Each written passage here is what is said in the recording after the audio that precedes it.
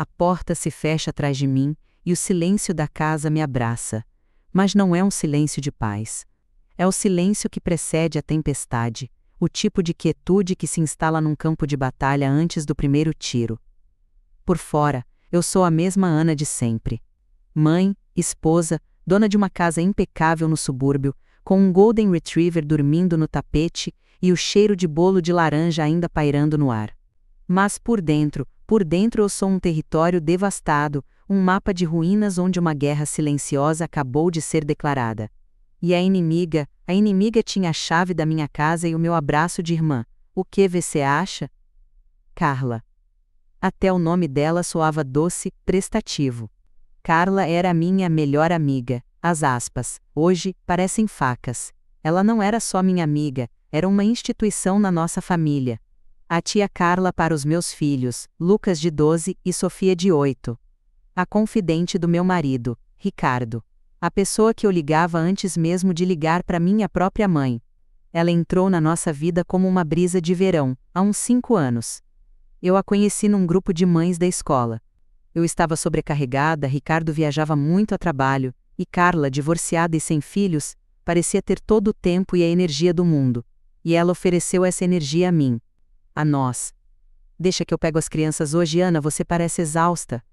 Ricardo, essa gravata não valoriza seu terno, prova essa aqui que eu vi pra você. Fiz uma lasanha a mais, sei que é o prato preferido do Luquinhas. Ela era perfeita, prestativa demais, atenta demais. E eu, na minha inocência, na minha exaustão de mãe e mulher que tenta equilibrar 1000 pratos, via nela uma bênção. Um anjo. Hoje eu sei que anjos não fazem sombra, e a sombra de Carla era longa, escura, e se projetava sobre tudo o que era meu.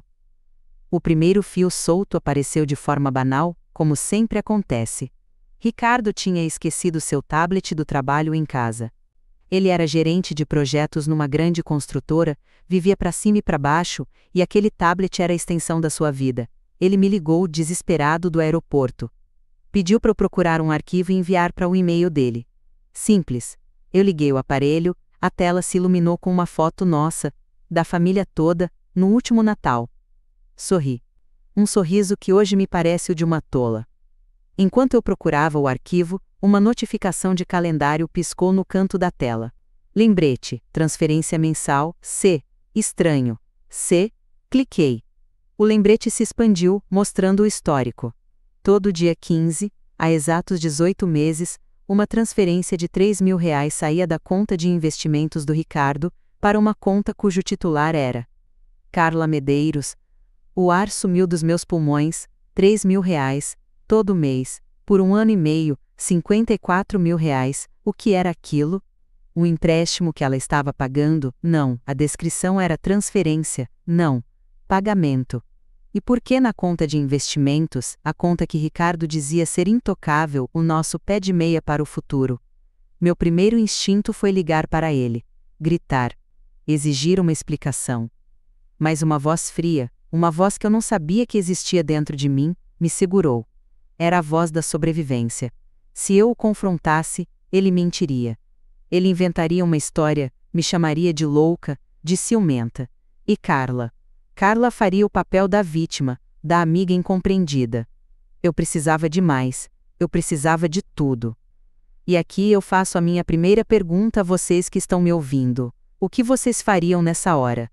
A emoção tomaria conta e vocês partiriam para o confronto direto, ou a razão falaria mais alto e vocês começariam a cavar, em silêncio? Me contem nos comentários, eu realmente quero saber. Eu escolhi cavar. Aquela noite, eu não dormi. Esperei Ricardo ligar para dar boa noite, falei com a voz mais doce e normal que consegui produzir. Disse que o amava. A mentira queimou na minha língua como veneno. Depois que as crianças dormiram, eu voltei para o covil do leão, o escritório dele. O tablet era a porta de entrada. Se a transferência estava no calendário, as conversas que a justificavam deveriam estar em algum lugar. Comecei pelos e-mails. Procurei pelo nome dela. Havia os e-mails normais, de grupo, marcando jantares, combinando coisas das crianças. Mas havia uma pasta arquivada, com um nome discreto. Projetos pessoais. Meu coração martelava contra as costelas. Abri. Não era um caso de amor, quer dizer, não apenas isso, era algo muito, muito pior, era um plano de negócios. Uma aquisição hostil da minha vida. As trocas de e-mail eram um manual de como me destruir lentamente. Carla não era só a amante do meu marido. Ela era a sua conselheira financeira, a sua coach de vida, a sua estrategista de carreira. E a principal estratégia era eu. Ou melhor, a eliminação de mim. Li e-mails onde Carla o aconselhava a mover dinheiro para tal conta de investimentos, para proteger o patrimônio de gastos impulsivos da Ana. Gastos impulsivos? Eu controlava o orçamento da casa com a precisão de um general. Eu pechinchava no supermercado para que pudéssemos pagar a melhor escola para os nossos filhos. E mensagens onde ela analisava minhas postagens nas redes sociais. Viu, Ricardo? Ela postou que está cansada. Ela não está feliz, não está dando conta. Uma mulher realizada não se expõe assim. Ela usava a minha própria vulnerabilidade, as minhas palavras, contra mim. Ela estava construindo uma narrativa para ele, a narrativa da esposa instável, deprimida e incapaz. O golpe mais cruel foi quando encontrei as conversas sobre as crianças. Carla sugeria atividades para Ricardo fazer com eles, atividades que ela sabia que eu não podia participar por causa do meu trabalho de meio período. Leva o Lucas pro kart no sábado à tarde, a Ana nunca pode, ele precisa de uma figura forte e presente. Ela não estava apenas me afastando do meu marido, ela estava tentando me apagar do coração dos meus filhos, me pintando como a mãe ausente, a mãe que não se importava. E o dinheiro, os R$ 54.000, era o fundo de liberdade deles. O dinheiro para eles começarem uma vida nova, depois que Ricardo finalmente pedisse o divórcio. Nos e-mails, Carla detalhava como ele deveria alegar diferenças irreconciliáveis e usar a minha suposta instabilidade emocional para conseguir a guarda compartilhada, mas com ela, Carla, sendo a figura feminina principal na vida das crianças. Ela não queria ser a madrasta má. Ela queria tomar o meu lugar por completo, reescrever a história como se eu fosse apenas um capítulo ruim que precisava ser arrancado. A verdade sombria não era uma traição, era um golpe de Estado. Fechei o tablet com as mãos trêmulas, não havia mais lágrimas. A dor se transformou em algo sólido e frio como aço no meu peito. Eu olhei ao redor da minha casa, cada porta-retrato, cada brinquedo no chão, cada almofada que eu escolhi, tudo aquilo estava sob ataque. E eu não ia entregar meu reino sem uma luta. Mas não seria uma luta de gritos e pratos quebrados. Eu sou Ana, e a vingança para mim é um prato que se come frio, bem frio. Nos 15 dias seguintes eu me tornei a melhor atriz do mundo. Continuei sendo a Ana de sempre. Sorri para Ricardo quando ele voltou de viagem, abracei Carla quando ela apareceu com um bolo, só porque lembrei de você. O abraço dela, antes um conforto, agora parecia o de uma jiboia me medindo para o bote. Mas eu sorri. Oh, como eu sorri! Enquanto eles viviam a farsa, eu trabalhava nas sombras. Contratei, com o dinheiro que eu tinha guardado secretamente da minha avó, a melhor advogada de divórcio da cidade. Uma mulher impiedosa, conhecida como a cirurgiã. Levei para ela tudo o que encontrei, cópias dos e-mails, os extratos da transferência, tudo. Ela sorriu um sorriso fino e perigoso. Isso não é um divórcio, ela disse. Isso é uma execução financeira e moral. E nós seremos as executoras. Seguindo as instruções dela, eu fiz cópias de todas as nossas declarações de imposto de renda dos últimos 5 anos. Fotografei joias, obras de arte, todos os bens de valor. Abri uma nova conta bancária em meu nome e aos poucos comecei a desviar para lá todo o dinheiro que eu podia, justificando como despesas da casa. Também visitei o contador da família, um senhor amigo dos meus pais, e pedi, sob o pretexto de organizar nossas finanças para o futuro, um relatório detalhado de todos os ativos e passivos do meu marido. O contador, sem desconfiar, me deu tudo. O plano de vingança tomou forma na minha mente, claro e brilhante como uma constelação. A fraqueza de Ricardo era sua imagem. Ele era obcecado por parecer o homem de família bem-sucedido, o profissional competente. Sua promoção a diretor estava para sair, e ele vivia para impressionar o chefe, o Sr. Almeida. A fraqueza de Carla era ainda maior, a sua necessidade desesperada de ser vista como uma santa, uma mulher virtuosa, altruísta, a salvadora.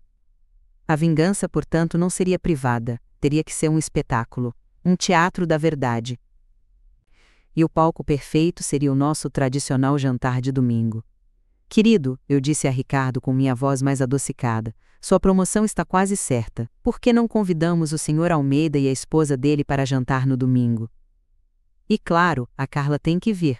Ela nos ajudou tanto, merece celebrar conosco. Ricardo brilhou, a ideia era perfeita para ele, puxar o saco do chefe e, ao mesmo tempo, ter a amante e a esposa sob o mesmo teto, com ele no controle de tudo. O ego dele inflou como um balão. Carla, quando convidei, quase chorou de emoção. Ai, Ana, você é tão generosa, claro que eu vou. Quero estar lá para aplaudir o sucesso do Ricardo, vocês merecem. Eu passei a semana preparando o jantar como se fosse a última ceia, e de certa forma era. Comprei os melhores ingredientes, a melhor louça, as melhores flores. A casa tinha que estar perfeita. A cena do crime precisava ser impecável. No sábado, enquanto Ricardo jogava golfe, eu preparei o meu golpe de mestre. Criei uma apresentação de slides. A mesma ferramenta que eles usam no mundo corporativo para exibir sucesso, eu usaria para exibir a podridão. O título era simples: Nossa Jornada de Gratidão. Os primeiros slides eram pura isca, fotos nossas da família em viagens, fotos das crianças crescendo, fotos com os pais de Ricardo, que também estariam no jantar e que ironicamente adoravam Carla, fotos com o Sr. Almeida em eventos da empresa. Então a apresentação começava a mudar de tom, um slide com uma foto linda de Carla, sorrindo, o título: A Nossa Anja da Guarda, Carla. O próximo slide, uma foto dela abraçando Ricardo, um pouco mais demoradamente do que o normal. E então, o primeiro torpedo, um print da tela do calendário do tablet, com o lembrete da transferência mensal. Nítido. Inconfundível. O slide seguinte, o extrato da conta de investimentos mostrando as saídas de R$3.000. O seguinte, o extrato da conta de Carla mostrando as entradas. Eu tinha conseguido isso através de um amigo que trabalha com TI, uma pequena mentira para minha advogada. A verdade é que eu usei a senha que vi Ricardo digitar uma vez, o nome do nosso cachorro seguido do ano em que nos conhecemos. A ironia era vomitante. Depois vinham os e-mails, pedaços selecionados, a análise dela sobre a minha instabilidade, o conselho dela para ele me afastar das crianças, o plano do fundo de liberdade. Cada slide era uma facada fria, calculada e documentada. Eu ensaiei o meu discurso na frente do espelho, com a apresentação passando na TV da sala. Minha voz não tremia, meu rosto era uma máscara de serenidade. A dor já tinha passado, agora era só justiça. Aliás, se você está gostando de como essa história está se desenrolando, se você acredita que a vingança é realmente um prato que se serve frio, então deixa o seu like. E se inscreve no canal, porque a melhor parte, o jantar em si, está apenas começando, você não vai querer perder o prato principal. Chegou o domingo, a casa cheirava a assado e a traição. Os convidados chegaram, os pais de Ricardo, sempre barulhentos e orgulhosos do filho. O Sr. Almeida e sua esposa, um casal elegante e discreto, os alvos perfeitos. E por último ela, Carla. Deslumbrante num vestido vermelho que gritava: atenção! Ela me trouxe orquídeas, para a melhor anfitriã do mundo, ela disse, me dando um beijo no rosto. O perfume dela me enjoou. O jantar correu perfeitamente. Eu era a personificação da graça. Servi o vinho, sorri para as piadas sem graça do meu sogro, perguntei sobre o trabalho do Sr. Almeida. Ricardo e Carla trocavam olhares cúmplices por cima da mesa, cheios de si, acreditando que o mundo lhes pertencia. Eles me olhavam com uma espécie de pena. A pobre Ana, tão ingênua, tão alheia ao que acontecia bem debaixo do seu nariz. Mal sabiam eles que eu não estava alheia. Eu era a diretora da peça. Quando a sobremesa, um tiramisu que eu fiz questão de preparar porque era o favorito de Carla, foi servida, eu me levantei. Peguei minha taça de vinho e o controle remoto da TV. Antes de comermos esta sobremesa maravilhosa, comecei, com a voz calma e morna. Eu queria fazer uma pequena homenagem. Este último ano foi de muitos desafios, mas também de muito crescimento. E muito disso, eu devo a uma pessoa em especial nesta mesa. Todos os olhos se viraram para Ricardo. Ele estufou o peito, pronto para receber os louros. O Sr. Almeida sorriu, aprovando. Mas não estou falando do Ricardo, continuei, e vi a pequena contração de surpresa no rosto do meu marido. Estou falando da Carla. Carla corou, um misto de surpresa e deleite. Ela me olhou com falsa modéstia.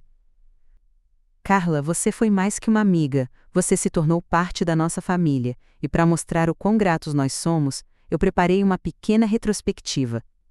Uma jornada de gratidão. Apertei o botão. A TV da sala de jantar, estrategicamente posicionada para que todos vissem, se acendeu. O primeiro slide apareceu, nossa jornada de gratidão. As fotos de família começaram a passar. Sorrisos, abraços, momentos felizes. Todos na mesa sorriam, achando um gesto adorável. Meus sogros estavam emocionados. Então, a foto de Carla apareceu. A nossa anja da guarda, Carla. Minha sogra disse: "Ah, que lindo, Ana, ela merece." Carla parecia que ia levitar de tanta satisfação. E então, o show começou de verdade. A foto dela com Ricardo. O print do calendário. O silêncio começou a se instalar. Eu vi o Sr. Almeida franzir a testa confuso. O extrato da conta de investimentos. O extrato da conta dela. A cor sumiu do rosto de Carla. O sorriso de Ricardo congelou e se transformou numa máscara de pânico. Ele me olhou, os olhos arregalados, suplicando em silêncio, mas o meu rosto era de pedra. Como vocês podem ver, minha voz cortou o silêncio mortal, ainda perfeitamente calma, como se eu estivesse apresentando um relatório de vendas. A generosidade da Carla não tinha limites. Ela e o Ricardo criaram um fundo de liberdade secreto, com o nosso dinheiro, o dinheiro do futuro dos meus filhos. R$ 54 mil para ser exata. Clique. O próximo slide. Um trecho do e-mail de Carla sobre a minha instabilidade. A Carla também é uma excelente psicóloga, continuei, o sarcasmo pingando de cada palavra. Ela passou o último ano e meio diagnosticando a minha infelicidade e cansaço para o meu marido. Uma análise muito cuidadosa, como podem, vereador. Tudo para o bem da nossa família, claro. O queixo da esposa do Sr. Almeida caiu. Meu sogro parecia ter envelhecido 10 anos. Minha sogra levou a mão à boca, os olhos fixos na tela, alternando entre a imagem e o rosto pálido de Carla. Clique. O slide com o conselho para afastar as crianças de mim. E ela é uma pedagoga fantástica também, sempre preocupada com o bem-estar dos meus filhos. Tanto que aconselhou o pai deles a, sutilmente, me excluir da vida deles, criar uma distância, tudo documentado com muito profissionalismo. Ricardo tentou falar. Ana, para com isso, não é o que parece. Não é? Minha voz subiu 1 decibel, apenas 1. Então me explica, Ricardo, explica para os seus pais.